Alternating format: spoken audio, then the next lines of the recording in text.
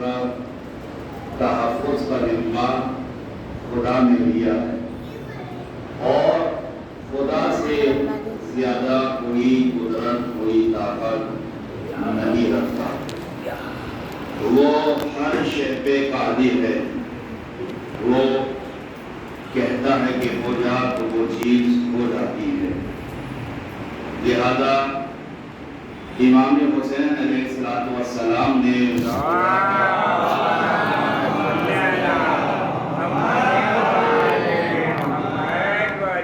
خدا یعنی انسان اگر چاہتا یہ ہے کہ اس کی یاد باقی رہے تو اس کے لیے بھی اسے خدا کی مدد درکار ہے۔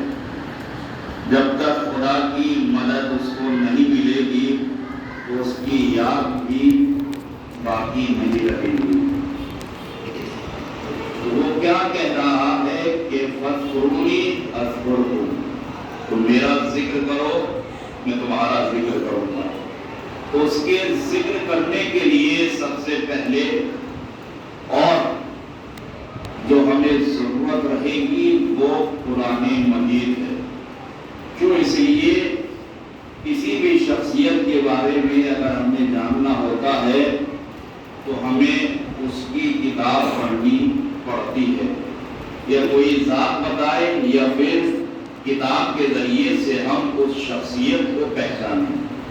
تو لہذا اللہ کی کتاب کا نام ہے قرآن مجید۔ اسی پر تھوڑی سی آج آپ کو زحمت دینی ہے کہ قرآن مجید کیا ہے اور ہم نے اس کا کتنا تصرف کیا ہے اور کتنا کرنا چاہیے تھا۔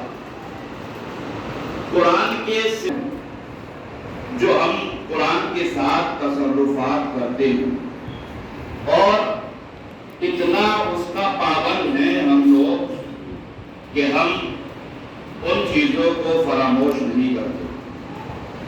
سب سے پہلا تصرف جو قرآن کا ہے، جو ہر کوئی کرتا ہے، کیا کہ قرآن کو گھر میں سب سے بلند جگہ پر رکھا جائے گا۔ جو سب سے بلند جگہ ہوگی قرآن کو وہاں رکھ دیا جائے گا۔ کب کھلے گا یہ کوئی نہیں جانتا، کتنا وقت لگے گا۔ تو پہلا تصرف یہ ہوا کہ اس کو سب سے بلند جگہ پر رکھ دیا جائے۔ دوسرا تصرف کیا ہے کہ اگر توفیق ہوئی تو ماہ رمضان المبارک میں جو قرآن کی بہار ہے ہم اس کو کھول کر تلاوت کر لیں گے۔ یہ ہمارا دوسرا تصرف ہے۔ قرآن کے ساتھ تیسرا تصرف کیا ہے کہ جب کسی بھی بیٹی کی شادی ہو اور اس میں کتنی ہی شریعت پامال ہوئی ہو، جب بیٹی کو رخصت کیا جاتا ہے تو ایک آواز وہاں سے بلند ہوتی ہے کہ صاحب قرآن کو لایا جائے تاکہ بیٹی کو اس کے سائے میں رخصت کریں۔ ایک یہ تصرف ہے قرآن کا۔ آگے اور کیا تصرف کہ بیٹی کو باپ دہیج میں قرآن مجید دیتا ہے، اگرچہ قرآن کی تعلیم دی ہو یا نہ دی ہو، لیکن بیٹی کو دہیج میں قرآن دیتا ہے۔ آگے کیا تصرف ہے قرآن کا کہ جب بھی کسی ماں کا نور نظر نور عین سفر کے لیے جاتا ہے تو ماں یا بہن قرآن دروازے پر لے کر آ جاتی ہے اور قرآن کے سائے میں مسافر کو نکالا جاتا ہے۔ ایک یہ تصرف ہوا۔ آگے کیا تصرف ہے قرآن کا کہ جب بھی کوئی مریض ہوا اور اس کی جان نہیں نکل رہی تو اس کے سرانے بیٹھ کر قرآن کی تلاوت کرتے ہیں۔ یہ سورہ کی سورہ یاسین کی ایک یہ تصرف قرآن کا ہے، اور یہی وجہ ہے کہ جب بھی کسی مریض کے سرہانے قرآن پڑھتے ہوئے ہم دیکھتے ہیں تو ذہن ہر کسی کا یہی جاتا ہے کہ اب یہ انتقال فرمانے جا رہے ہیں، اب ان کا بچنا مشکل ہے، جبکہ در حقیقت اگر دیکھا جائے تو رسول اللہ ارشاد فرما رہے ہیں سورہ یاسین کے سلسلے سے کہ لمن قرئ لہ، یعنی انسان جس نیت کو لے کر بیٹھ کر قرآن کی سورہ یاسین کی جو قرآن کا دل ہے، جس نیت کے ساتھ اس کی تلاوت کرے گا ویسے ہی اس کو ویسا ہی جزا ملے گی، ویسے ہی شفا ملے گی۔ لہذا آج تک ہم نے سورہ یاسین کو ایک نیت سے پڑھا ہے کہ جلد سے جلد انسان کی روح نکل جائے، اور 100% اس نے کام کیا ہے۔ ایک سلام پڑھے ہے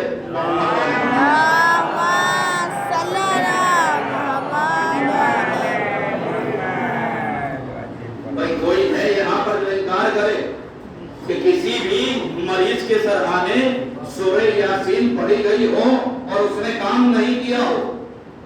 بھئی یہ میری حدیث نہیں ہے، رسول کی حدیث ہے کہ جس طریقے سے آب زمزم کے متعلق ملتا ہے، مولا کائنات ارشاد فرما رہے ہیں کہ لیمن شرب لہ، انسان جس نیت سے اس کو پیے گا ویسے ہی شفا ملے گی۔ اسی طریقے سے سورہ یاسین سے متعلق فرما رہے ہیں رسول کہ جس نیت سے پڑھے گا ویسے ہی اس کو شفا ملے گی۔ جا کر آپ اپنی زندگی میں کسی بھی پریشانی کے اگر حل چاہتے ہیں اور اگر اس نیت سے پڑھیں کہ فلاں پریشانی میری دور ہو جائے، سورہ یاسین کے صدقے سے اگر وہ نیت لے کر بیٹھے گا اور وہ اس کی مشکل آسان نہ ہو تو بتائیے گا کیوں؟ اس لیے رسول کا وعدہ ہے کہ جس نیت سے پڑھو گے ویسے ہی شفا ملے گی۔ توجہ کیجیے گا، ویسے ہی شفا ملے گی۔ تو ہم نے مخصوص کر دیا کس لیے سورہ یاسین کو کہ جب انسان حالت اقتدار میں ہو۔ آگے قرآن کا کیا تصرف ہے کہ جب انسان مر جاتا ہے اس کے سویم تک قرآن کی تلاوت پیچھے پر کھلتا ہے، پھر چہلم پر، پھر شمائی پر، نومائی پر، برسی پر۔ عورتوں کو یہ اللہ اور توفیق زیادہ دے دیتا ہے کہ وہ چہلم تک روزانہ تلاوت کرتی ہیں۔ یہ قرآن کا تصرف ہے۔ اس کے علاوہ ایک آدھا اگر اور کوئی رہ گیا ہو تو مجھے یاد دلا دیجیے گا۔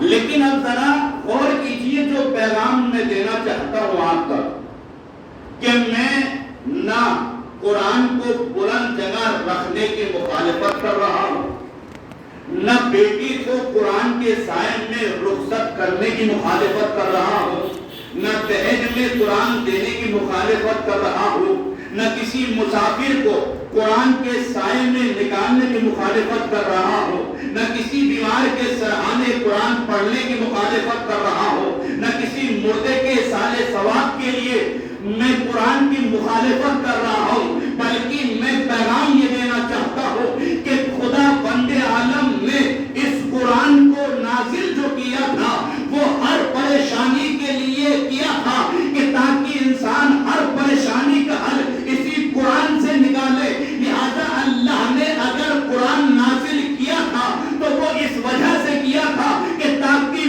مردہ ضمیروں کو زندہ کیا جا سکے۔ ایک سلوات پڑھیں حضرت محمد علیہ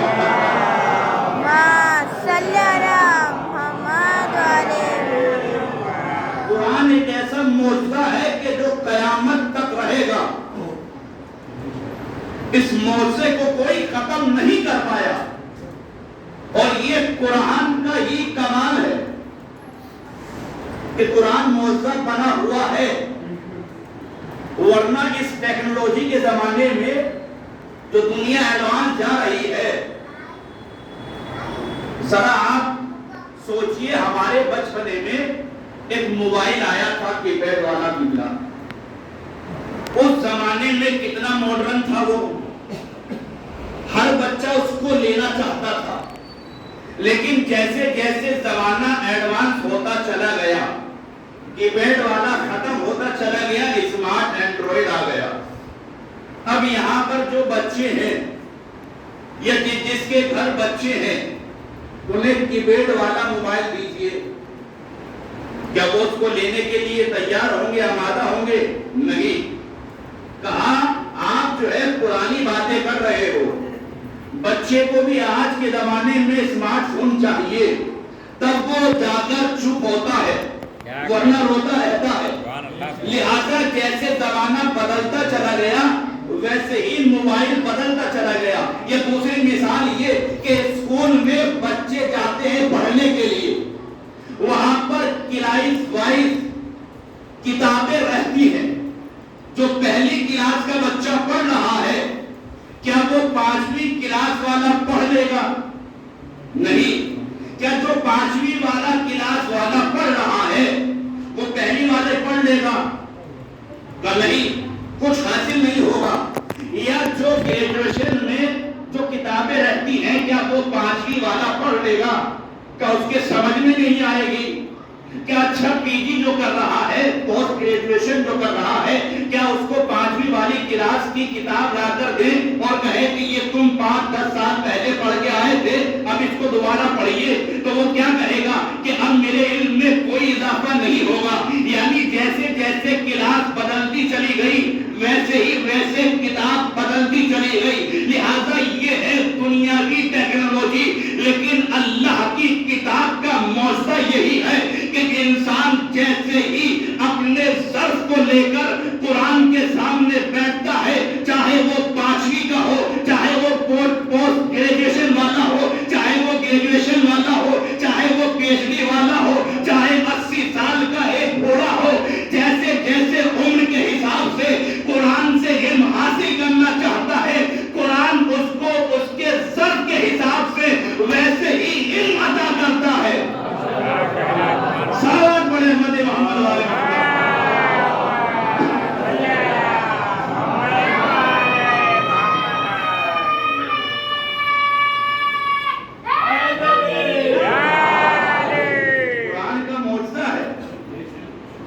کہ ہر ظرف کے اعتبار سے قرآن اس کو علم عطا کرتا ہے۔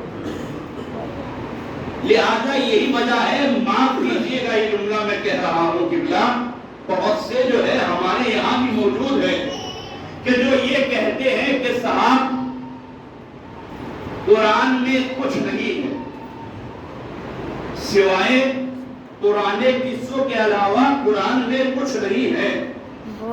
در حقیقت اگر دیکھا جائے علامہ طباطبائی نے تفسیر میزان لکھی۔ تفسیر میزان لکھنے میں آپ کو معلوم ہے انہوں نے اپنی زندگی کے کتنے سال دیے؟ 20 سال انہوں نے دیے۔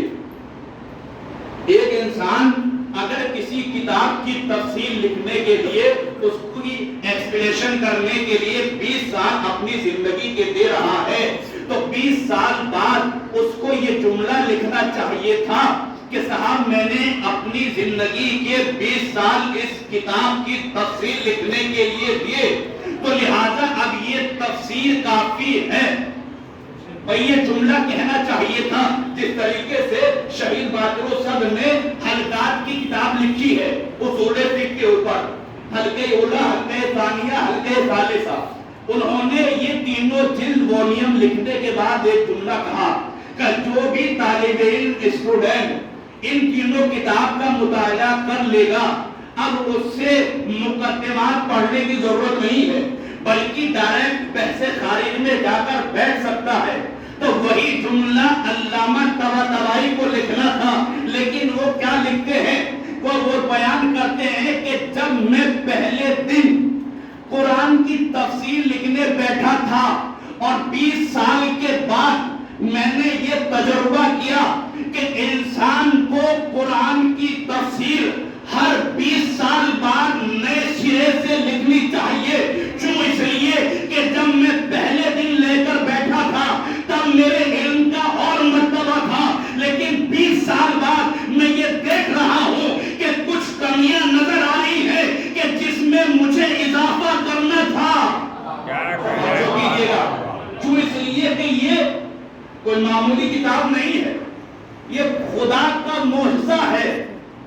معجزہ بھی کیسا ہے؟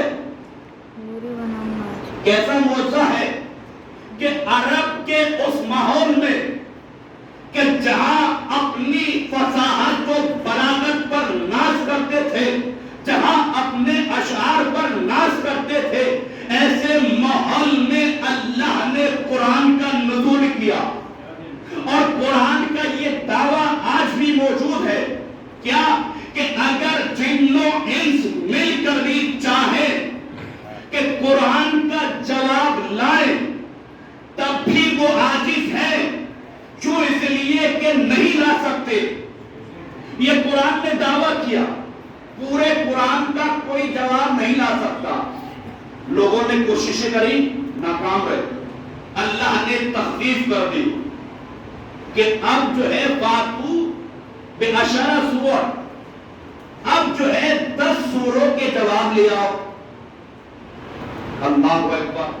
پورے قرآن سے 114 سورے سے 10 سورے پر لے کر آ گیا. قرآن کی آیت موجود ہے، پھر بھی نہیں لے کر آئے. اللہ نے اور تخفیف کر دی. فاتو بسورہ، ایک سورہ کا جواب لے کر آؤ. عرب کے اس ماحول میں جو آج کی زبان میں بولا جائے کہ ان کی لوٹری لگ گئی کہ بھئی اب تو ایک سورے کا جواب لانا ہے. بہت آسان ہے، 114 کے لیے مشکل تھا لیکن ایک سورے کا جواب لا سکتے ہیں. لہذا اس دور میں 4 فصیح اشخاص موجود تھے کہ تاریخ نے جن کا نام بیان کیا ہے. کون کون سے؟ ابن ابو الاوجا، عبد الملک بصری، ابن مغنا اور ایک اور شخص تھا. یہ 4 موجود تھے. ان سے کہا گیا کہ جواب لے کر آؤ ایک سورے کا. کہا تم بہت ناز کرتے تھے اپنی فصاحت و بلاغت پر، تم نے ہماری ناک کٹوا دی، تم ایک سورے کا بھی جواب نہیں لے کر آ رہے. اگر تم اب بھی جواب نہیں لے کر آئے تو پھر ہم تمہیں ماننا چھوڑ دیں گے. انہوں نے کہا کہ اب تو بے عزتی ہو رہی ہے، بات سر سے اوپر جا رہی ہے. کہا کہ ہمیں 1 سال کا موقع دو، ہم جواب لے کر آئیں گے.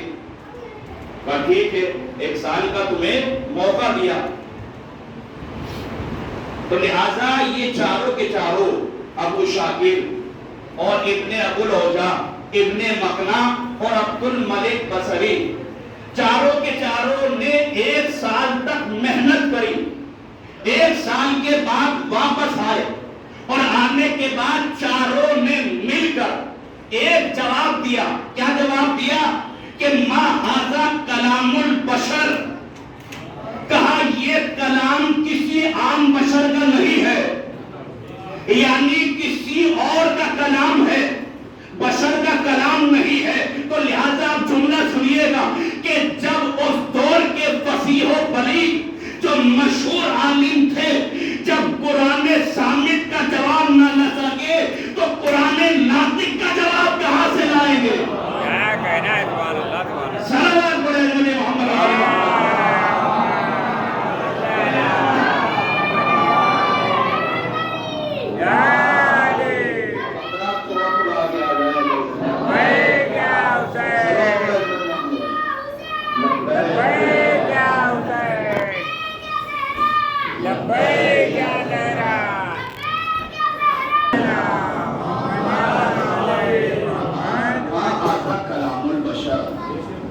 بشر کا کلام نہیں ہے. لہذا معجزہ یہی ہے.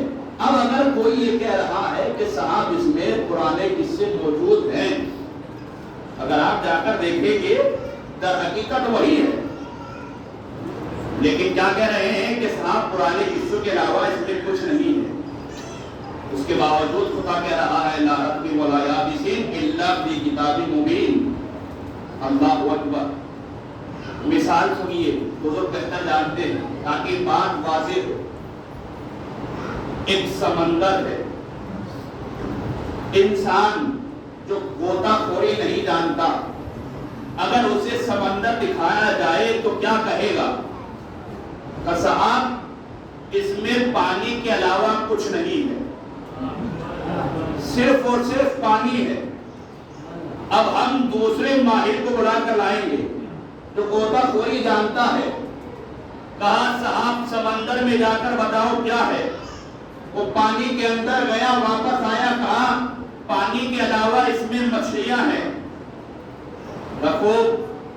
پھر تیسرے کو بلایا، کہا تم بھی اپنے علم کا مظاہرہ کرو، پانی کے اندر گیا، اس سے زیادہ اندر تک جا کر واپس آ کر بولتا ہے کہ اس میں پانی اور مچھلی کے علاوہ دوسرے بھی کیڑے مکوڑے موجود ہیں۔ چوتھے کو بلایا گیا کہ تم بھی اپنا علم کا ہنر دکھاؤ، اور اندر تہ تک گیا، واپس آنے کے بعد کہتا ہے کہ صاحب اس میں پانی، مچھلی اور دوسرے کیڑے مکوڑے